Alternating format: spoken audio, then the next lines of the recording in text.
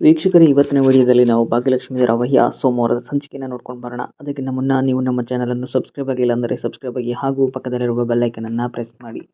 ವೀಕ್ಷಕರೇ, ಈ ಸಂಚಿಕೆಯಲ್ಲಿ ನೋಡೋದಾದರೆ ಆದಿ ಮತ್ತು ಭಾಗ್ಯ ಅವರು ಇಬ್ಬರೂ ಸಹ ಕಾರಲ್ಲಿ ಹೋಗ್ತಾ ಇರಬೇಕಾದ್ರೆ ಆದಿಯವರು ತುಂಬಾ ತಲೆ ಕೆಡಿಸ್ಕೊತಾ ಇರ್ತಾರೆ. ಆ ಪೊಲೀಸರು ಸುಮ್ಮನೆ ಬಿಡಬಾರ್ದಾಗಿತ್ತು, ನೀವು ಸುಮ್ಮನೆ ಬಿಡಬಾರ್ದಾಗಿತ್ತು ಆ ಶ್ರೇಷ್ಠನ ಅಂತ ಹೇಳ್ತಾ ಇರಬೇಕಾದ್ರೆ, ಏನಾಗಲ್ಲ ಆದಿಯವರೇ, ನೀವು ತಲೆ ಕೆಡಿಸ್ಕೊಬೇಡಿ, ಯೋಚನೆ ಮಾಡಬೇಡಿ ಅಂತ ಹೇಳ್ತಾ ಇರಬೇಕಾದ್ರೆ, ನಾನು ಏನೂ ಮಾಡಲ್ಲ, ನಾನು ಇವಾಗಲೇ IG ಅವರಿಗೆ ಫೋನ್ ಮಾಡ್ತೀನಿ ಅಂತ ಹೇಳಿ ಫೋನ್ನ ತಗೊಳ್ಳೋಕೆ ಹೋದಾಗ, ಬೇಡ ಆದಿಯವರೇ, ಅವ್ರು ಹೇಳಿದಾರಲ್ಲ ಇನ್ವೆಸ್ಟಿಗೇಷನ್ ಮಾಡಬೇಕು, ವೆರಿಫಿಕೇಷನ್ ಮಾಡಬೇಕು ಅಂತ, ನಾವು ಅಲ್ಲಿವರೆಗೂ ಆರಾಮಾಗಿ ವೆಯ್ಟ್ ಮಾಡೋಣ, ನೀವು ತಲೆ ಕೆಡಿಸ್ಕೋಬೇಡಿ, ಇಲ್ಲಿ ಸ್ವಲ್ಪ ಮುಂದೆ ಕಾರನ್ನು ಸೈಡ್ಗೆ ಹಾಕಿ ಅಂತ ಹೇಳ್ತಾರೆ. ಯಾಕೆ ಅಂತ ಕೇಳಿದಾಗ, ಇಲ್ಲ ಸೈಡ್ಗೆ ಹಾಕಿ ಅಂತ ಹೇಳ್ತಾರೆ. ಅದಾದ ನಂತರ ಅವರು ಕಾರ್ನ ಸೈಡ್ಗೆ ಹಾಕ್ಬಿಟ್ಟಾಗ ಅವರು ಅಲ್ಲಿಬ್ಬರನ್ನು ಸಹ ಸೇರಿಕೊಂಡು ಎಳ್ನೀರನ್ನ ಕುಡಿತಾರೆ. ಎಳ್ನೀರನ್ನ ಕುಡ್ಕೊಂಡು ಹಾಗೆ ಮಾತಾಡ್ತಾ ಇರ್ತಾರೆ. ಆವಾಗ ಅವ್ರು ಹೇಳ್ತಿರ್ತಾರೆ, ಆದಿಯವ್ರು ಯೋಚನೆ ಮಾಡ್ತಾ ಇರಬೇಕಾದ್ರೆ, ಭಾಗ್ಯವರು ನಾವು ಪ್ರೆಸೆಂಟಲ್ಲಿ ಇರಬೇಕು, ಪ್ರೆಸೆಂಟು ಅಂತ ಹೇಳಿದ್ರೆ ಉಡುಗೊರೆ, ಅದನ್ನು ನಾವು ಯಾವತ್ತೂ ಮಿಸ್ ಮಾಡ್ಕೋಬಾರ್ದು, ಆರಾಮಾಗಿರಬೇಕು ಅಂತ ಹೇಳಿ ಇಬ್ಬರೂ ಸಹ ಎಳ್ನೀರು ಕುಡ್ಕೊಂಡು ಅಲ್ಲಿಂದ ಹೊರಡ್ತಾರೆ. ಅದಾದ ನಂತರ ಕಾಮತ್ ಅವ್ರ ಫೋನ್ ಬರುತ್ತೆ ಭಾಗ್ಯ ಅವ್ರಿಗೆ ಕಾಮತ್ ಫೋನ್ ಬಂದಾಗ ಅವ್ರು ಹೇಳ್ತಾರೆ, ಮಾವ ಫೋನ್ ಮಾಡ್ತಿದ್ದಾರೆ ಅಂತ ಹೇಳಿ ಫೋನಲ್ಲಿ ಮಾತಾಡ್ತಾರೆ. ಆವಾಗ ಅವ್ರು ಹೇಳ್ತಾರೆ, ಭಾಗ್ಯ ನಿನಗೊಂದು ಲೊಕೇಶನ್ ಕಳಿಸಿದ್ದೀನಮ್ಮ, ಅಲ್ಲಿಗೆ ಬಂದುಬಿಡು ಅಂತ ಹೇಳ್ತಾರೆ. ಏನು ಅಂತ ಕೇಳಿದಾಗ ಆದಿ ಅವ್ರಿಗೆ ಹೇಳ್ತಾರೆ, ಏನಿಲ್ಲ ಮಾವ ಮೀಟ್ ಆಗಬೇಕು, ಪರ್ಸ್ನಲಾಗಿ ಮಾತಾಡಬೇಕು ಅಂತ ಹೇಳಿದ್ದಾರೆ, ಅದಕ್ಕೆ ಅಂತ ಹೇಳ್ತಾರೆ. ಪರ್ಸ್ನಲಾಗ ಏನಾಯಿತು ಅಂತ ಕೇಳಿದಾಗ, ಏನೂ ಇಲ್ಲ, ಪರ್ಸ್ನಲಾಗಿ ಮಾತಾಡಬೇಕು ಅಂತ ಹೇಳಿದ್ದಾರೆ ಅಂತ ಹೇಳ್ತಾರೆ. ಅಷ್ಟರಲ್ಲಿ ಆದಿಯವರು ಫೋನ್ನ ನೋಡಿಕೊಂಡು, ಅಯ್ಯೋ ಎಂಥ ಕೆಲಸ ಮಾಡಿಬಿಟ್ಟೆ ನಾನು ಅಂತ ಹೇಳ್ತಿರ್ಬೇಕಾದ್ರೆ, ಏನಾಯಿತು ಆದಿಯವರೇ ಅಂದಾಗ, ತನ್ಮಯ ಹೇಳಿದೆ ಎಕ್ಸಾಮ್ ಇವತ್ತು ಬೇಗ ಮುಗಿಯುತ್ತೆ ಅಂತ ಹೇಳಿ, ನಾನು ಪಿಕ್ ಮಾಡೋಕ್ಕೆ ಬರ್ತೀನಿ ಅಂದಿದ್ದೆ, ನಾನು ಇನ್ನೂ ಇಲ್ಲಿದ್ದೀನಿ ಅಂತ ಹೇಳಿದಾಗ, ಇದೆಲ್ಲ ಯಾವಾಗ ನಡೀತಿದೆ ಅಂತ ಕೇಳ್ತಾರೆ. ಇದೆಲ್ಲ ಅವಾಗ ನಡೀತಾ ಇರುತ್ತೆ ಅಂತ ಹೇಳಿದಾಗ, ಸರಿ ಬನ್ನಿ ನಿಮ್ಮನ್ನು ಡ್ರಾಪ್ ಮಾಡ್ಬಿಟ್ಟು ನಾನು ಹೋಗ್ತೀನಿ ಅಂತ ಹೇಳಿದಾಗ, ಪರವಾಗಿಲ್ಲ ಆದಿಯವರೇ, ನಾನು ಹೋಗ್ತೀನಿ, ನೀವು ಹೋಗಿ ಪಿಕ್ ಮಾಡ್ಕೊಂಡು ಬನ್ನಿ ಅವನ್ನ ಅಂತ ಹೇಳ್ಬಿಟ್ಟು ಭಾಗ್ಯವರು ಇಳಿದ್ಬಿಟ್ಟು ಆಟೋನ ಹತ್ಕೊಂಡು ಹೋಗ್ತಾರೆ. ಆಟೋ ಹತ್ಕೊಂಡು ಬಂದಾದಮೇಲೆ ಇಲ್ಲಿ ಕಾಮತವರು ಒಬ್ಬರೇ ಒಂದು ದೇವಸ್ಥಾನದ ಹತ್ರ ಕೂತಿರ್ತಾರೆ. ಅಲ್ಲಿಗೆ ಭಾಗ್ಯವರು ಸಹ ಬರ್ತಾರೆ.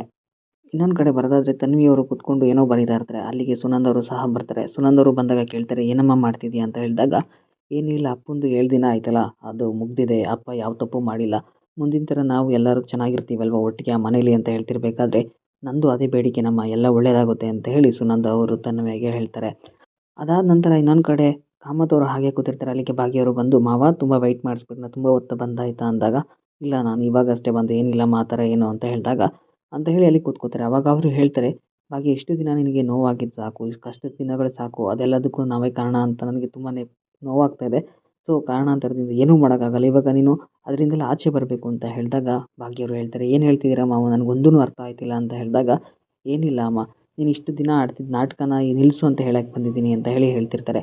ಆದರೆ ಭಾಗ್ಯವ್ರಿಗೆ ಏನೂ ಸಹ ಅರ್ಥ ಆಗ್ತಿರಲ್ಲ. ಅವ್ರು ಹೇಳ್ತಾರೆ ಆಮೇಲೆ, ನೀನು ಇಷ್ಟು ದಿನ ಆದಿ ಮೇಲೆ ಇಟ್ಕೊಂಡಿರೋ ಪ್ರೀತಿ ಸುಳ್ಳು, ನನಗೋಸ್ಕರ ಅವ್ರನ್ನ ಒಪ್ಸೋಕ್ಕೆ ಈ ಮಾತು ಹೇಳಿದೀಯ ಅಂತ ಗೊತ್ತು, ಅದನ್ನು ಸಾಕಮ್ಮ, ಇಲ್ಲಿಗೆ ನಿಲ್ಲಿಸ್ಬಿಡೋಣ, ಎಲ್ಲನೂ ಸಹ ಆದಿಗೆ ಹೇಳ್ಬಿಡು ಇದೆಲ್ಲ ಸುಳ್ಳು ಪ್ರೀತಿ ಅಂತ ಹೇಳಿದಾಗ ಭಾಗ್ಯವ್ರಿಗಂತೂ ತುಂಬಾ ಶಾಕ್ ಆಗಿಬಿಡುತ್ತೆ, ಏನು ಮಾತಾಡಬೇಕು ಅಂತಲೇ ಗೊತ್ತಾಗ್ತಾ ಇರಲ್ಲ. ಇನ್ನೊಂದು ಕಡೆ ಬರೋದಾದರೆ ಸುನಂದ್ ಅವರು ಹಾಗೆ ಕೂತಿರ್ತಾರೆ. ಹಾಗೆ ಕೂತಿರ್ಬೇಕಾದ್ರೆ ಅಲ್ಲಿಗೆ ಕುಸುಮ ಅವರು ಬಂದ್ಬಿಟ್ಟು, ಏನು ಸುನಂದ ಏನಾಯಿತು, ಏನಾದರೂ ಆಯಿತಾ, ಊಟ ಮಾಡಿಕೊಡ್ಲಾ, ಅಡುಗೆ ಮಾಡಿಕೊಡ್ಲಾ ಅಂತ ಕೇಳ್ತಿರ್ಬೇಕಾದ್ರೆ, ದಯವಿಟ್ಟು ನನ್ನ ಡಿಸ್ಟರ್ಬ್ ಮಾಡಬೇಡಿ ನೀವು ಅಂತ ಹೇಳ್ತಾರೆ. ಇವಾಗಲೇ ನೀವು ನಿಮ್ಮ ಸೊಸೆ ಜೀವನ ಹಾಳು ಮಾಡ್ತಿದ್ದೀರಲ್ಲ, ಅದು ನಿಮಗೆ ಸರಿನಾ, ಇಷ್ಟು ಸಾಕಾ ಅಂತ ಹೇಳ್ತಿರ್ಬೇಕಾದ್ರೆ, ನಾನೇನು ಮಾಡಿದೆ ಸುನಂದ ಅಂತ ಹೇಳಿದಾಗ, ನೀವೇನು ಮಾಡಬೇಡಿ, ನನ್ನ ಮಗಳ ಜೀವನನ ನಾನು ಸರಿ ಮಾಡ್ತೀನಿ ಅಂತ ಹೇಳಿ ಅಲ್ಲಿಂದ ಹೊರಟೋಗ್ತಾರೆ. ಇದನ್ನು ಕೇಳಿಸ್ಕೊಂಡು ಕುಸುಮ ಅವರಂತೂ ತುಂಬಾ ಬೇಜಾರು ಮಾಡ್ಕೋತಾ ಇರ್ತಾರೆ. ಇನ್ನೊಂದು ಕಡೆ ಭಾಗ್ಯವರು ಕಾಮತ್ ಅವ್ರ ಮಾತನ್ನ ಕೇಳಿಸ್ಕೊಂಡು ತುಂಬಾ ಗಾಬರಿಯಿಂದ, ಅಲ್ಲ ಮಾವ ಏನು ಹೇಳ್ತಾ ಇದ್ದೀರಾ ಅಂತ ಹೇಳಿದಾಗ, ಹೌದಮ್ಮ, ಇದನ್ನೆಲ್ಲ ಹೇಗೆ ಹೇಳಬೇಕು ಅಂತ ಯೋಚನೆ ಮಾಡ್ತಿದ್ಯಾ ಆದಿ ಜೊತೆ, ಇದನ್ನೆಲ್ಲ ತಲೆ ಕೆಡಿಸ್ಕೋಬೇಡ, ನಾನೇ ಎಲ್ಲನೂ ಸಹ ಆದಿಗೆ ಹೇಳ್ತೀನಿ, ಏನು ಯೋಚನೆ ಮಾಡಬೇಡ ಅಂತ ಹೇಳಿ ಭಾಗ್ಯಂಗೆ ಹೇಳ್ತಾರೆ. ಆಮೇಲೆ ಭಾಗ್ಯವರು ಕಾಮತ್ ಅವರು ಇಬ್ಬರೂ ಸಹ ಅಲ್ಲೇ ಕೂತಿರ್ತಾರೆ. ಆವಾಗ ಭಾಗ್ಯವರು ಹೇಳ್ತಾರೆ, ಮಾವ, ನಾನು ಸುಳ್ಳು ಹೇಳಿಲ್ಲ ಅವತ್ತು, ನಾನು ನಿಜನೇ ಹೇಳಿದ್ದು, ನನ್ನ ಮನಸ್ಸಲ್ಲೂ ಆದಿಯವ್ರ ಮೇಲೆ ತುಂಬಾ ಪ್ರೀತಿ ಇದೆ, ಅವ್ರ ಬಗ್ಗೆ ಗೌರವ ಇದೆ ಮತ್ತು ಪ್ರೀತಿ ಎಲ್ಲನೂ ಸಹ ಇದೆ, ನಾನು ಯಾವತ್ತೂ ಸುಳ್ಳು ಹೇಳಿಲ್ಲ ಮಾವ ಅಂತ ಹೇಳಿದಾಗ ಕಾಮತ್ ಅವರಂತೂ ತುಂಬಾ ಗಾಬರಿಯಿಂದ ಯೋಚನೆ ಮಾಡ್ತಾ ಕೂತ್ಕೊಬಿಡ್ತಾರೆ. ಆವಾಗ ಭಾಗ್ಯವ್ರು ಹೇಳ್ತಿರ್ತಾರೆ, ಹೌದು ಮಾವ, ಸಮಾಜ ಏನು ಅನ್ಕೋಬೋದು, ಎಲ್ಲ ನೀವು ಯೋಚನೆ ಮಾಡ್ತಾ ಇರ್ಬೋದು, ಆದರೆ ನಾನು ಆದಿಯವ್ರನ್ನ ತುಂಬಾ ಪ್ರೀತಿಸ್ತಾ ಇದ್ದೀನಿ ಅಂತ ಹೇಳ್ತಾ ಇರಬೇಕಾದ್ರೆ ಕಾಮತ್ ಅವರು ಹಾಗೇನೇ ಕೂತಿರ್ತಾರೆ. ಅದಾದಮೇಲೆ ನನ್ನ ಮಾತಿಂದ ನಿಮ್ಗೇನಾದರೂ ಮುಜುಗರ ಬರೋದಾಗಿದ್ದರೆ ದಯವಿಟ್ಟು ಕ್ಷಮಿಸಿ ಮಾವ ಅಂತ ಹೇಳಿ ಹೇಳಿದಾಗ ಕಾಮತ್ ಅವರು ಮಾತಾಡ್ತಾರೆ ತುಂಬಾ ಖುಷಿಯಿಂದ, ಇನ್ನೇನಮ್ಮ, ನಿನಗೂ ಸಹ ಒಪ್ಪಿಗೆ ಇದೆ ಅಂದಮೇಲೆ ನನಗೂ ಸಹ ಒಪ್ಪಿಗೆ, ಈ ಸಮಾಜದ ಬಗ್ಗೆ ಎಲ್ಲ ತಲೆ ಕೆಡಿಸ್ಕೊಳ್ಳಲ್ಲ, ನೀನು ಮತ್ತು ಆದಿ ಖುಷಿಯಾಗಿರ್ತೀರ ಅಂತ ಅಂದಮೇಲೆ ನನಗೆ ಇನ್ನೇನು ಬೇಕು, ನನಗೆ ಇದು ಬಿಟ್ಟು ಇನ್ನೇನು ಬೇಡ, ನಾನು ಯಾರ ಬಗ್ಗೆನೂ ಯೋಚನೆ ಮಾಡಲ್ಲ ಅಂತ ಹೇಳಿ ಯೋಚನೆ ಮಾಡ್ತಾ ಇರ್ತಾರೆ. ಮೀನಾಕ್ಷಿ ಅವರು ಹಾಗೇನೆ ಓಡಾಡ್ಕೊಂಡು ಮಾತಾಡ್ತಾ ಇರಬೇಕಾದ್ರೆ ಭಾಗ್ಯ ಅವರು ಒಂದು ಸೆಕೆಂಡು, ಒಂದು ವೇಳೆ ಭಾಗ್ಯನೂ ಸಹ ನಾನು ಆದಿನ ಪ್ರೀತಿಸ್ತಾ ಇದ್ದೀನಿ ಅಂತ ಹೇಳ್ಬಿಟ್ರೆ, ಅವಾಗ ಅಣ್ಣ ಚೆನ್ನಾಗಿ ಬೈದಿರ್ತಾನೆ, ಬುದ್ಧಿ ಹೇಳ್ಬಿಟ್ಟು ಕಳಿಸಿರ್ತಾನೆ ಅಣ್ಣನಿಗೆ, ಯಾಕಂದರೆ ನಮ್ಮ ಮನೆ ಗೌರವ ತುಂಬಾ ಇಂಪಾರ್ಟೆಂಟು ಅಂತ ಹೇಳಿ ಅಂದ್ಕೊಂಡು ಓಡಾಡ್ತಾ ಇರ್ತಾರೆ.